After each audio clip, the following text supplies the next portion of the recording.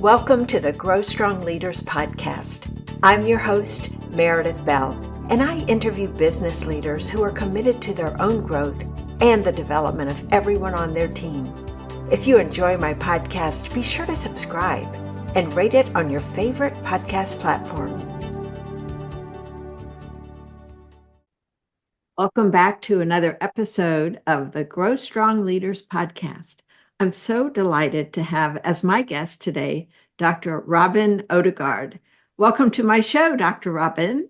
Thank you for having me, Meredith. I'm really excited about this conversation. I am too. And before we jump in, I want to do two things. I want to acknowledge our mutual colleague, Julie Kalusha, who introduced us and thought you would be a great guest on my show. And I know she's absolutely correct. And I also want to share with my audience a little bit about who you are before we jump into our conversation. Okay.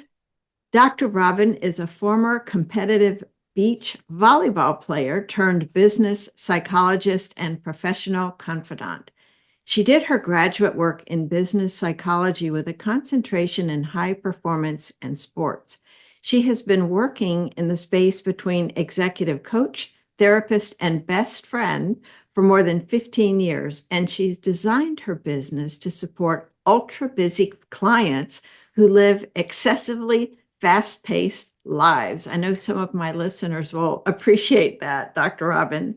Her expertise has been showcased through her TEDx talk, Creating Success Out of Chaos, the 7 books she has authored, co-authored, or contributed to, her 5-point paradigm for creating success out of chaos, and her signature talk, which I'm really eager to hear more about, Take Out the Head Trash, How to Fight the Demons Keeping You Awake at 3 a.m. It's so funny you say 3 a.m. because that is the time that I will wake up and have trouble getting back to sleep. So I'll be curious to explore what's so special about 3 a.m. Mm-hmm. But before we do that, let's kind of take a step back and have you share with us your journey, starting with your childhood and young adult years, because I know those were very formative for you, Dr. Robyn, from our earlier conversation. They absolutely were. So thank you for the opportunity to share. So I have to start by saying I grew up very rural and very poor, and I grew up in a cult. And I didn't realize it was a cult until I was in grad school and we were studying cults. And I was like, wait a minute, this is describing my childhood. I didn't know it was a cult until I was well into my 30s. But when I was 18 years old, I was married off to my first cousin. So I graduated from high school, and 3 weeks later, I was married to my first cousin, who was 11 years my senior. And he moved me from California, where I grew up, out to Charlotte, North Carolina. When I got to North Carolina, it took me about 6 months to realize 3 things about my new husband. 1, he was not very bright. 2, he was very badly in debt. And 3, he had a drug problem. But those 3 things ended up being silver linings. Because he was really badly in debt, he needed me to get a job.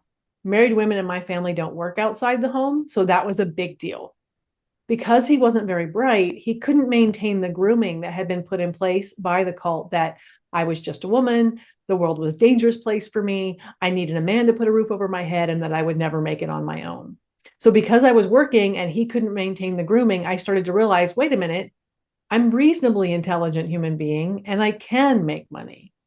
But I am resilient to the point of being stubborn. And the last thing my father had said to me before I got married was, you are no longer welcome in my home as a single woman. So I really didn't have anywhere else to go. So I stayed. I made a commitment. I'm going to make it work. But 8.5 years later, my husband threw me out. He told my father it was because I was lazy. And my father called and gave me the riot act and was like, if you had been appropriately submissive, you would have been able to make it work. And I felt a lot of guilt and a lot of shame. But fortunately for me, my best friend, who I had met at work, had a spare bedroom and she let me move in with her. So I had a place to live, I had a job, and I got to start to figure out, okay, who is Robyn as an adult? Who am I? Even though I'm 26 years old, I don't know who I am. So that's when I got to start playing competitive beach volleyball. I played for several seasons. I started trying to date. And when you don't know how to date, because I never dated anyone, and you're trying to date grown men, doesn't go well. It was messy. But then I made my own mistake. I married a narcissistic, closeted bisexual. 0 out of 5 stars. Do not recommend. He moved me from Charlotte up to Long Island and then promptly took a job in London, England, leaving me on Long Island to maintain his tax status. And what he said to me was, as long as you're available to come to Europe and host wine tastings and dinner parties and basically be executive arm candy wife, I don't care what you do. Well, I was just a pretty girl with a high school diploma and some volleyball skills. No one would give me an interview. And so he said to me, why don't you just go to college? And it was very dismissive. Why don't you just go to college? Okay. So I applied to college. I got 3 degrees in 6.5 years. I got my undergrad, my master's, and my doctorate. In the process, because of my graduate work I did at Rutgers, I had to move to New Jersey. And then he came back, and that divorce was as ugly as you can imagine. I mean, the stories I could tell you, it was a disaster. But I got out of that marriage with a little bit of cash that I had come into the marriage with, rights to my dissertation, which he did try to take from me because he wanted rights to the book, but I got rights to my dissertation that I turned into my first book, and 100% rights. I had to buy him out of my business, which was basically a piece of paper that said I owned an LLC. That was all the business was. But I had to pay him $5,000 for rights to that piece of paper. But then I got to just figure out, okay, who is Robyn now? I'm Dr. Robyn now. I have this degree. What am I going to do with it? And I got to start my business, and I turned my dissertation into my first book, and I wrote my second book. And then I met my current husband, who is a phenomenal partner for me. He's a former competitive bodybuilder and trainer on the Mr. Olympia tour. And I built a corporate training, public speaking, executive coaching business. And then in 2020, the whole thing went poof in like 4 weeks. The whole business disappeared. But that gave me the opportunity to really look at, what do I really love? And I realized the part that I really loved was the one-on-one work that I was doing with the executives. And it was so much more than just executive coaching. It was that space between coaching and therapy and best friend, where I could really make a difference in that space where it's isolating because not very many people understand what you're doing. It's intellectually lonely because there aren't very many people who really get your brain and how it works. And you don't have very many people to talk to. You can't talk to your spouse. You don't want to ruin their day. You don't want to talk to your employees. That's never a good idea. You certainly aren't going to talk to your board because that's going to get you a vote of non-confidence. And if you have investors, you're not going to tell them you're not okay. So who are you talking to? And when I ask my clients that question, they often will say, before I had you, I was talking to bartenders and taxi drivers, strippers, the trainer at the gym, the barber or their hairdresser. Like, that's the people that we're going to. And that is now where I get to do my best work, is with my clients one-on-one. So thank you for the opportunity to share my story. You know, there's so much to unpack just in your story that is amazing to me, that you emerged this strong, confident woman. That didn't happen automatically. And when I think about where you were at that point where you decided to go to college, where that was not anything that you were raised to think was okay or expected, you had to have had some self-doubts, some hesitation. And I think there's lessons to be learned for my listeners who are all in different types of leadership roles, where they're going to be asked to step into places they've never been. Mm-hmm. And so talk a little bit about your own work in feeling worthy or getting past those doubts about whether you could do this or not. What kept you going? Yeah, so I struggled because I had been a pretty decent high school student. I actually graduated valedictorian from high school, but my dad had told me that it's easy to look like an eagle when you're being compared to turkeys. Like he would say the only reason you succeeded is because other people didn't try. And I remember when I went to apply to college, are they going to let me in? Am I good enough to get in? Are my grades from, how many years ago was that? 14 years ago at that point. Were my grades good enough to get me in? Were my SATs good enough? I mean, I went to a really small school that did not do a good job of educating me, but they let me in. And then I'm like, oh, okay, now I'm in college. And, they do the placement tests. I had to take a bunch of remedial courses because A, I hadn't been in school for 14 years, but B, I just didn't have the foundational knowledge. And I remember feeling really dumb. Like, how is it I have all the, all this life experience and I have to take remedial courses. What I realized is I had learned to write in a corporate way, bullet points, get to the point. In academia, they want all this flowery stuff. I didn't know how to write like that. So I had to relearn how to write. And the challenge for me was, can I do this? Are people going to realize that imposter syndrome? Are people going to realize that I don't belong here? And I remember early when I was in grad school, I went to one of my professors, and this was a turning moment for me. And I brought with me one of the articles she had assigned for us to read. And I said to her, I have read this 3 times and I do not understand it. I'm just too dumb. I don't get it. Can you help me? And she took it from me and she sat back and she said, Robyn, if you have read it 3 times and you don't understand it, it's not because you're dumb. It's because it's poorly written.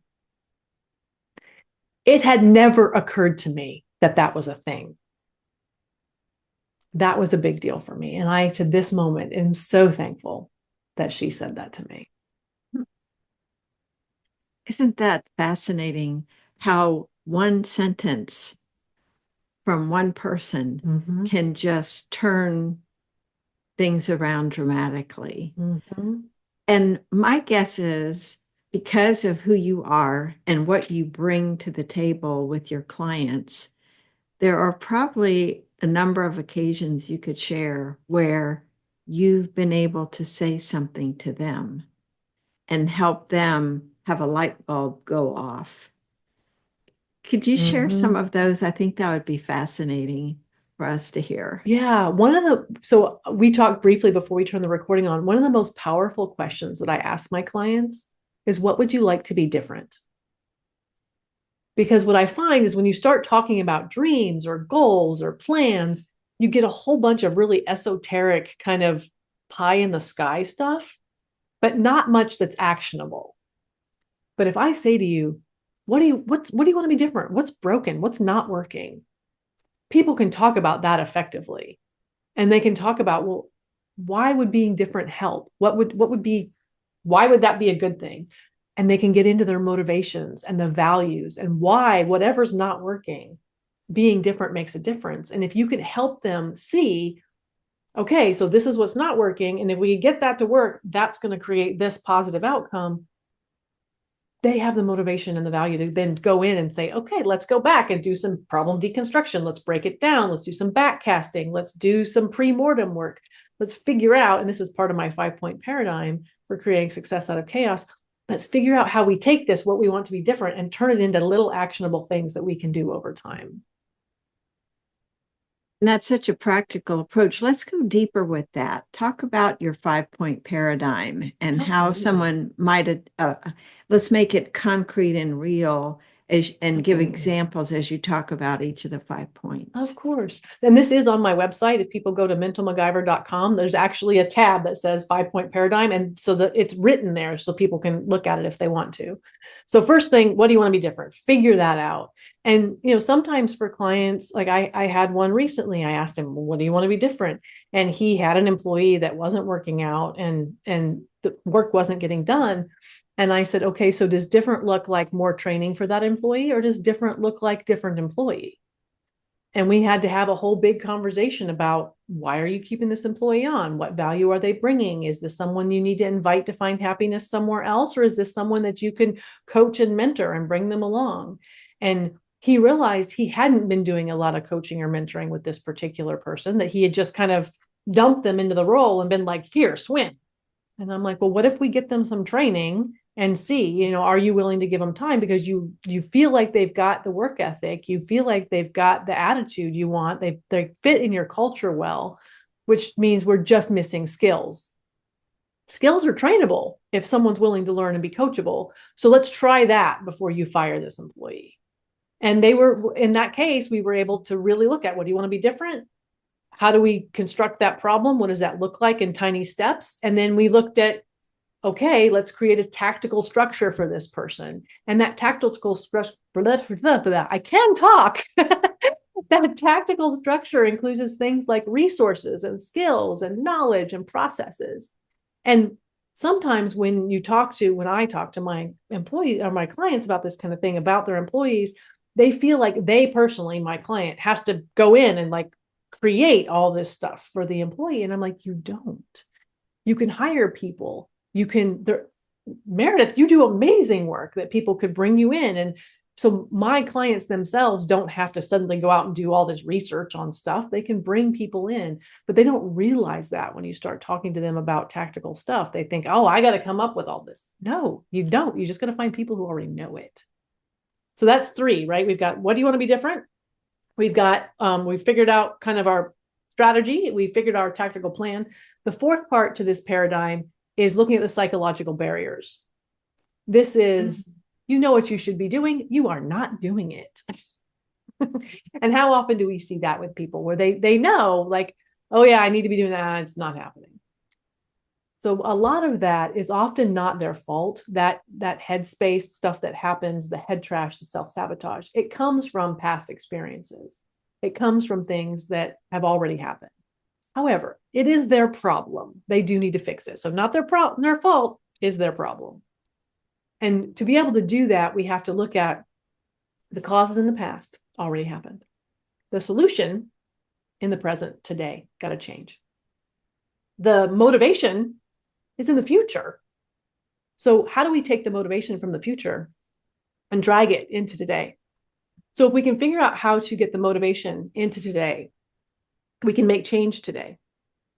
But that requires understanding that we as humans are not designed to do nice things for people we don't know, and you don't know your future self. So understanding that and recognizing, who do I today in this person want to be in the future, and how do I find that motivation to be nice to that person so that I can make change? Because the easiest thing to do, and you know this, let today become a continuation of yesterday, and then tomorrow has no chance to be different. So once we figure out the psychological barriers, then the 5th step is we have to understand the people, the places, the things, and the habits that either help or hurt. And if you watch my TEDx talk, at the very end, I say, when you learn there's no water in a well, stop going there looking for a drink. And too often, we spend time asking people to give us things they don't have to give or don't want to give us, rather than going and finding other people who can support us in the way we need to be supported. So people, places, things, and habits that either help or hurt. And that is the 5-point paradigm that I can take any client, whether they're an athlete or an executive or a founder, basically anyone, and help them create change. That's so powerful. And I was sitting here just, picturing each one of those. I love the part in part 4, this idea of the future self that you don't know. And I'm wondering if you find that your clients are challenged to imagine themselves different from how they are at this moment.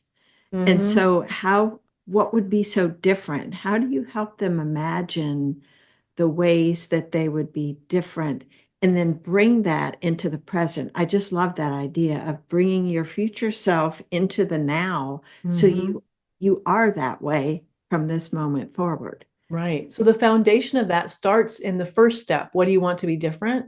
And why is that different better?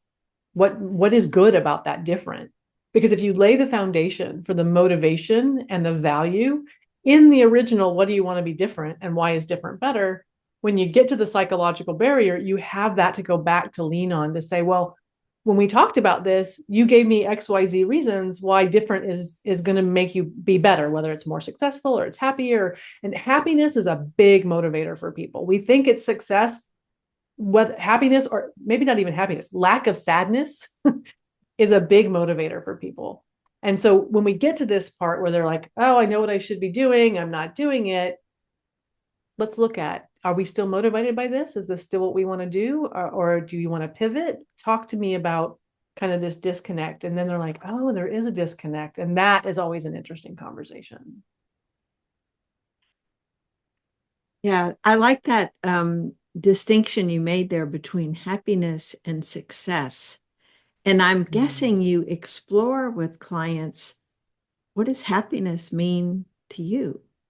I spend a lot of time exploring what is creating angst, what is creating sadness, and why happiness is so elusive.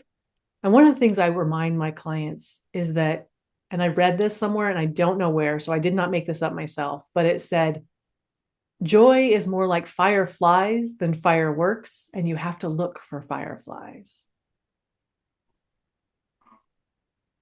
Well, you work with a lot of senior level executives, business owners, and interestingly, you've mentioned that you work with a lot of men more than women. That's kind of evolved over time. I'm curious, how did it become more focused on men, and what are some of the areas of angst and fear, anxiety, the things that are robbing them of that happiness and joy? What are some of the examples of things that are getting in their way? Yeah. So I don't purposefully have more male clients than female. It just kind of works out that way. And interestingly, two of the last three clients or potential clients who've started, having that initial conversation with me have been female. So that's been interesting. Like, oh, that's different. I think, and this is my opinion, but I think that I have more male clients because of the way culture tells men they're not allowed to talk about their feelings. Women will often go and talk to their friends. Do they get good advice there? Maybe not. But they have a place to put the stress. They have a place to go, this is a disaster. Men don't have that. Men are not invited to call up their buddy and be like, my life is out right now. They're not invited to do that. They're invited to call and go, I've got it figured out. No worries. We know where we're going and we're heading there. And so I think that I end up with more male clients because I am a former athlete. I understand high performance. I get the burn hot, burn fast. I get that. I also am female, so they don't have the pressure of the competition with me. There's no competition because I'm not in their space. I'm a completely different space and I'm female, and I can be nurturing and kind and still go, what the devil are you doing? Yes. And so let's talk a little bit about what are some of the anxieties that wake people up at 3 o'clock in the morning? Oh And my goodness, they're so varied. especially with the head trash. And those may be two separate things for us to talk about. But I love, because of my own personal experience, I'm eager to hear what you have to say about 3 o'clock in the morning and why that time. So do you want to talk about why that time, or do you want to talk about what kind of head trash I'm seeing? Both. First. Both. You can pick Okay. which one you want to start with. All right, let's start with why 3 a.m. Okay. So there's kind of your brain kind of have, and largely this is a very big generalization, but you've probably heard your brain has kind of three parts: your logical brain, your emotional brain, and then the part of your brain that runs your heart and your lungs and your unconscious or primitive brain. We're going to talk about your emotional brain and your logical brain. So your logical brain is the part of your brain that has access to language. It's the part of your brain you want engaged in communication and conflict and critical thinking. That is the part of your brain, this part right up here in front. You want it online and working at its peak capacity at all times when you're awake. Your emotional brain is the part of your brain that has access to feelings, but not language. So you've got stress and anxiety and happiness and joy, and Google a feeling words list. All of those words you're going to find in your emotional brain. Unfortunately, your emotional brain doesn't have a really effective way to communicate with your logical brain, because your logical brain is just like, I know that we're stressed. I know we have anxiety, but I have no idea what's going on. A good example of this: have you ever been in an argument with someone and 20 minutes after it was over, you thought of the right thing to say? Right? That's because when your emotional brain gets all ramped up, it floods your logical brain and you don't get the opportunity to think clearly. So we have to find a way to manage that, and we'll talk about that. But the reason it happens at 3 a.m. is all day you're go, go, go. You're taking information in, you're listening to podcasts, you're on the phone, you're putting information out, you're writing, you're doing the things. And your logical brain is super engaged and it's pushing down whatever anxiety, stresses, whatever's happening with your emotional brain, keeping that down under wraps. We know we're not dealing with that. You go to bed and you're exhausted and you sleep for 3, 4, 5 hours, however long you sleep. And then your body is rested enough and your emotional brain goes, I have issues.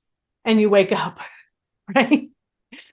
And your brain churns and your logical brain is just like, please be quiet. So the way you fix that first of all, I'll give you a way you go back to sleep, because that's the first. If you're awake, you want to go back to sleep. But then we have to fix the whole, like, you're keeping the lid on your emotional brain. But first, let's talk about how do you go back to sleep. There's studies that show that this works in psychology, and I do use this. So pick a word. I don't care what word you pick, any word. Quiet. That's a good word, quiet. And then I want you to take the first letter, Q, and I want you to think of all the words that you can think of, 3, 5, 7, whatever, that start with the letter Q. Quick, quantum, quack, I don't know, whatever you come up with. Letters, Q. Move on to the letter U. Okay, U. What words do I know? And you do this for all the letters. And then when you get to the end and you've come up with the words for the last letter, the last word you think of, if you're still awake, take that one and do the same thing with it. I've never made it through 2 words. Because what it does is it engages your mind enough that the noise can't, but not so much that it keeps you awake. And if the noise comes through, come back to it. What letter was I on? What words was I thinking of? And continue. And it will help you. It'll calm your mind. It'll help you go back to sleep. So that's the first thing. You're awake at 3 a.m. Do this. It works. I use it. It works. The next thing we have to do is figure out, okay, how do I get access to my emotional brain during the day so that all of this bubbling noise trouble that's happening, I can figure it out? Meditation and journaling are the top 2 you'll always hear people say. If they work for you, great. Meditation's tough for me. I do like guided meditation. Sometimes I will use them at night to relax. I just go on YouTube.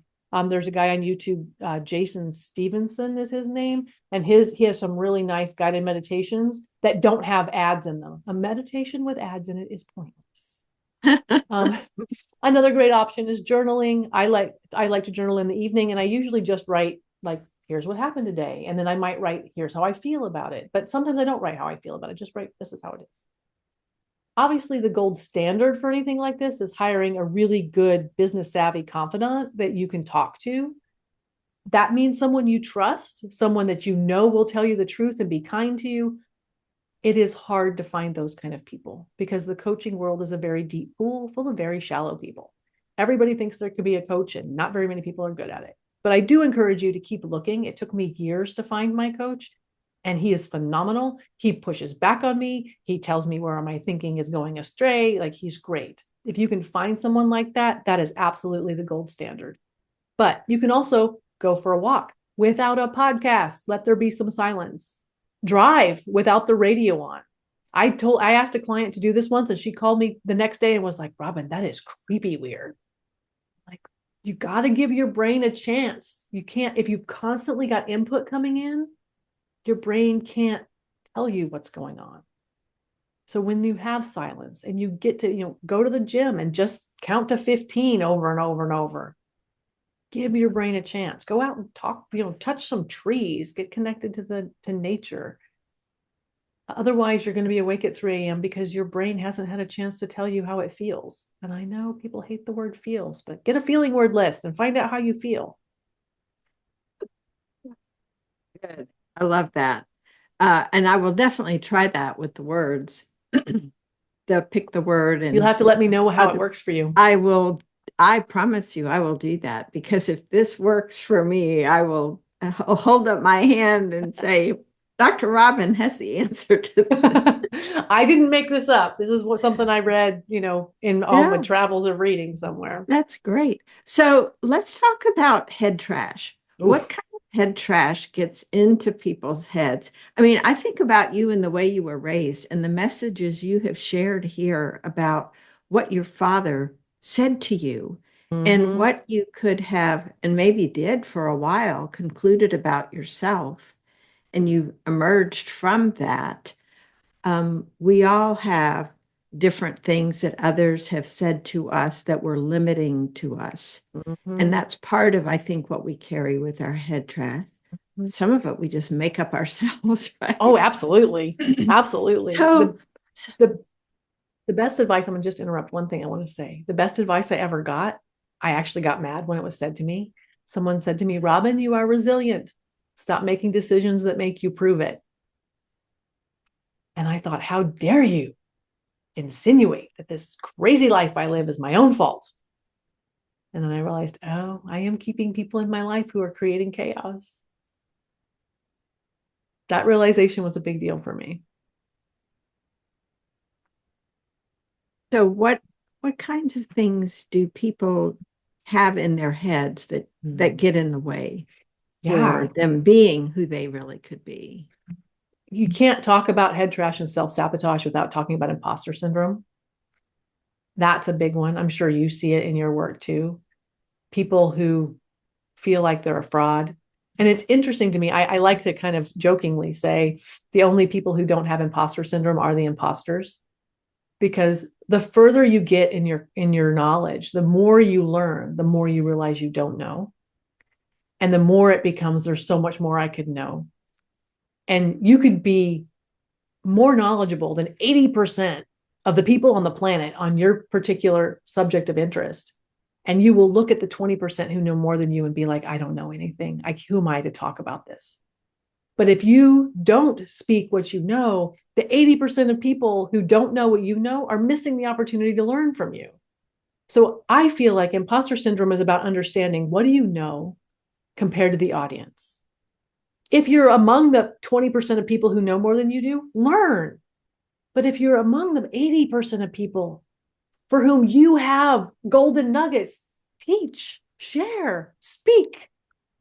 That, for me, that's what imposter syndrome is not knowing what you know compared to the audience that you have at the time, and having that right level of confidence and dealing with the self-doubt.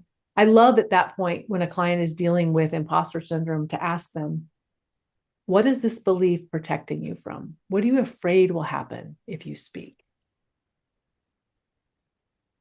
That's always an interesting conversation. It's one of those demons that's trying to protect you from something. We just got to figure out what it is and find out if that's something you really need protecting from. It's a good question when somebody's doing public speaking and they're afraid. Who are you allowing to judge you and why? It's very interesting how often the answer comes down to, I'm judging myself and I'm afraid I won't live up to my own standards. We can work with that. Yeah, as you were mentioning that question, I thought, well, it's got to be mostly inside, and then we project that others are having that same perception of us. So, for someone that does have this sense of imposter syndrome in let's say, a new situation, a new position, new people they're working with, and they really don't know who knows what at that point. They don't know what their level of expertise might be among those other folks. What can they do to increase their confidence level so that they're not sabotaging themselves with their thoughts and then possibly with their actions? It's interesting you chose the word confidence, because I'm a firm believer that confidence is something other people see, not something you have to feel. And the thing I often will tell my clients is, go watch TV, but turn the sound off and decide who is confident. Why? What are you seeing that lets you know that person? Because you're not hearing them. What's letting you know that person is confident? Often it is good posture, using their hands to talk, being willing to speak up. So I encourage people, emulate those behaviors. And if you don't know who the smart people are in the room, and who knows more than you and who knows less than you and who you could teach and who you can learn from, be curious, ask questions. Because when you ask questions, the people who know more than you are going to have answers that make you go, oh, that's interesting. And the people to whom you can teach, you could say, oh, yes, and here's something else you might add to that.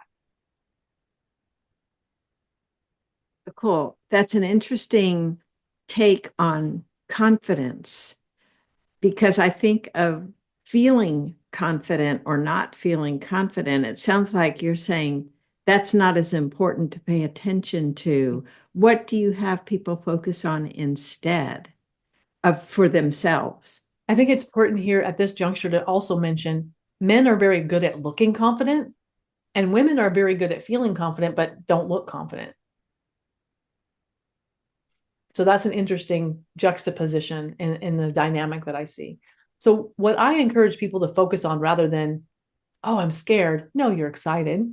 This is an interesting and new situation. It's going to be fun. You're going to learn things.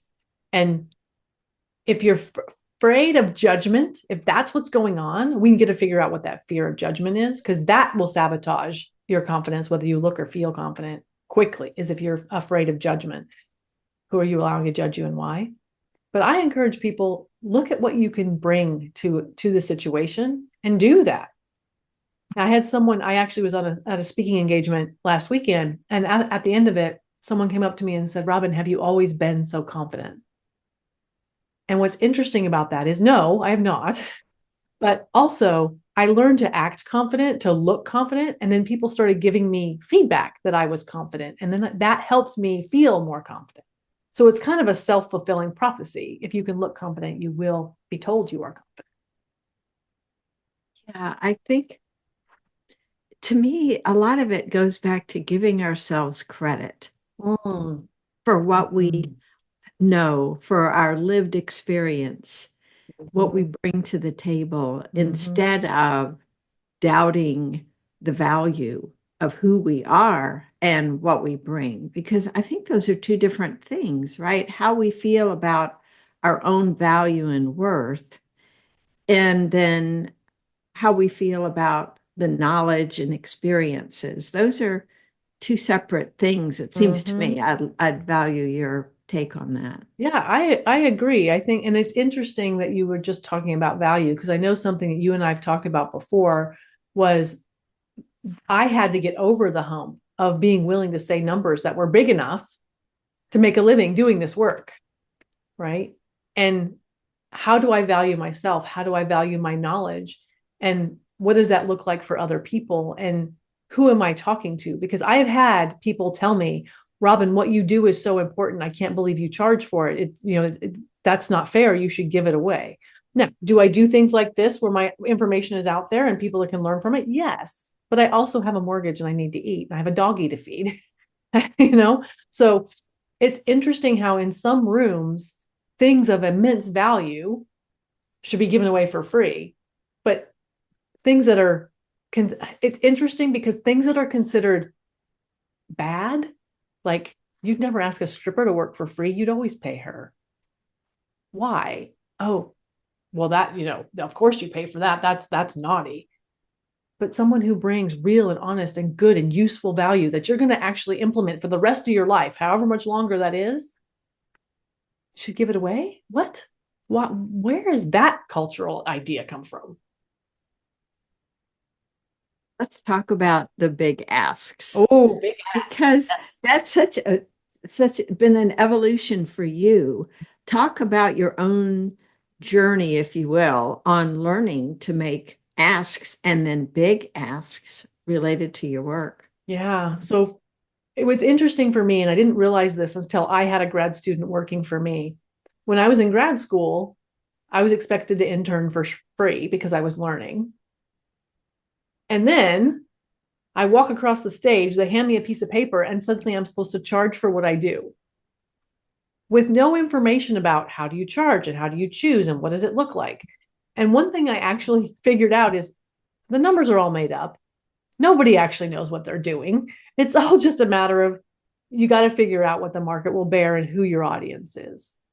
And so I started out, like a regular coach person does, basically trying to charge by the hour and trying to figure out how much speaking engagements should cost and not actually covering the cost of my time plus the airfare. And it was a mess.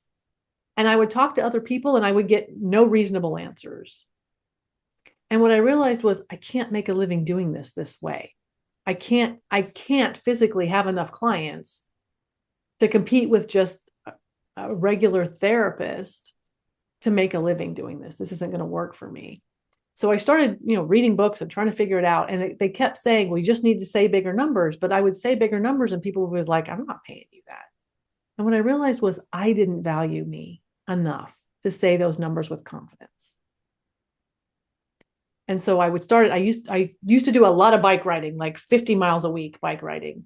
And I would be on my bike and I would be having conversations with myself, which is something I tell people to do. all right, why am I valuable? How am I different? What does this look like? I started asking my existing clients, why did you choose me? What makes me different from other people you've worked with? And some of them had good answers, some had useless answers. And then I realized I'm also in the wrong rooms. I'm not talking to the people who are going to value what I do, because I was going to, Chamber of Commerce things, and those are great. There you meet nice people there, but they're all people looking to sell their wares. There's not anyone there who has people with the big issues that I handle are not at Chamber of Commerce events. They're just not there. They send their salespeople. So I had to get into different rooms. And then I started having to teach my mouth to say big numbers. And that meant practicing it out loud on my bike. I am Dr. Robyn. This is what it looks like to work with me. This is what I do. And this is how much it costs. And I implemented a rule in my business that every time I got to a certain point where my books were full, I would raise my rates. And let me tell you, that's not easy either. But I made a rule and I made myself stick to it. And the way you have things structured with your clients is unique because you're making yourself more available to them. Talk a little bit about how you have that relationship structured.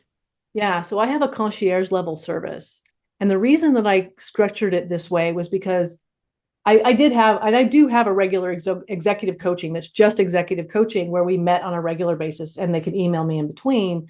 But what I found with my higher level clients, the CEOs, the founders, the people who are doing really important things, they would have something go sideways in between our sessions and they would text me, want to talk to you about this next time. And then the next session would come and I would say, okay, you said you wanted to talk about this. And they would say to me, oh, I'm past that. Let's talk about the next thing. And so I wasn't supporting them at the level they need to be supported. But when I talked to them and was like, if you text me, if you call me, if I will help you, I got the feedback. I don't want you to start the clock. I don't want some random bill at the end of the month because I called you. That I just don't like the ambiguity of that. That doesn't work for me. And so I was like, how can I support these people in a way that I can be there when they need me there without there being this bill at the end of the month? And I realized I can do a flat fee where this is what you pay me every month. You get X amount of scheduled time that we can schedule, but then you also get an individual ringtone in my phone. When stuff goes sideways, you text me, and as soon as I'm available, I will reach out and we will talk. And there's not an extra fee associated with that. It's just part of the package. And I have clients who I text with every single day just to check in. What's going on? What's happening? How'd this thing go? How'd this conversation go with this guy? Did you talk to your new board member? Whatever. Just so that when we do meet, I'm already up to speed. They don't have to spend the first 30 minutes of our time together telling me, oh, this happened and that happened, and this person said that. I already know. We can get right into the work. Would think that for your ideal clients, this would be absolutely what they want. Mm-hmm. And I would think you would have a strong retention. I do. With people who see you as a resource in that way, a valuable person. Because as you said earlier, a lot of times when people reach a certain level, they don't have anybody that they can reach out to. And so for you to be that person I would guess, would be a huge relief for them. I can give you a really good example, and I tell this story with permission. I had a client, I'd been working with him for about 3 months, and we were doing business related stuff and some work with his business partner and different things like that. But obviously, in my line of work, there's no such thing as TMI. They're welcome to share anything. So I knew his relationship with his ex-wife and his grown children, and he had some brothers and whatever. It was a Saturday afternoon. I was outside gardening, and his ringtone went off. And I thought, that's weird. He usually texts me, and never on weekends. But I picked up the phone. I was like, hey. He didn't even say hello. He said, Robyn, my father just went on life support. I'm the executor. Help me decide if I have to kill my dad today. And so for 2.5 hours, while I weeded my garden with my earbud in my ear, I just talked him through and was in that space with him. And that's a hard space. It's a lonely space. His brothers had opinions. His ex-wife had opinions. Everybody had opinions. And I just was in that space. And I know it's hard. I'll talk through it with you. Your dad trusted you. Tell me what your dad wants. Your dad wanted you to do for him, regardless of what other people felt. He knew that you would do the hard thing because you would deal with the fallout. Tell me what your dad wants. And we had to make a really difficult decision that day. And it's still heavy for me. But he did the right thing by his dad, even though his brothers were mad. That is the level of support, the level of trust I want to have with my clients. It's so powerful to have somebody be able to listen and know that you care and you have their ultimate best interest at heart, to be able to ask those questions that help them process. Because as you were describing that, I was thinking that emotional brain kicking in with him and all that input and other emotion associated with what others were trying to get him to do. Mm-hmm. The word that's coming to my mind is you have a calming effect on those individuals, so that when they're sped up, you help to bring down the temperature. The way I describe it is I'm like the rock in the hurricane. And if you're in a hurricane and your boat's being tossed around and you're taking on water, if you throw your anchor at me, I will grab it and I will haul in on that rope as hard as I can to bring your ship into a safe place. But if you cut the rope, I'm not swimming out after you.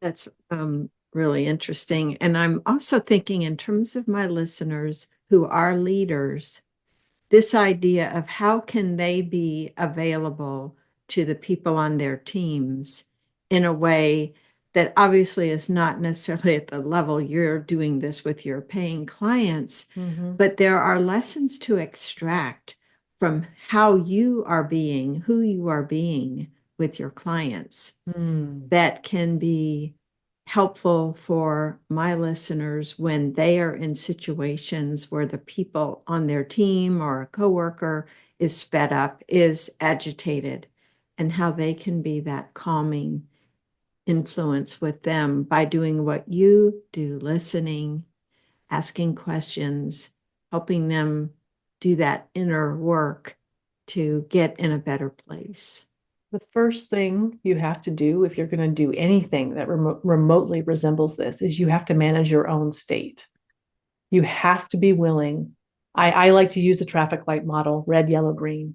You have to be willing to stay in a yellow into green space and not, if someone's in red, don't try to have an important conversation with them. Just listen to them. If someone's deep in red, they're not in a position to do anything except explode, maybe go for a walk.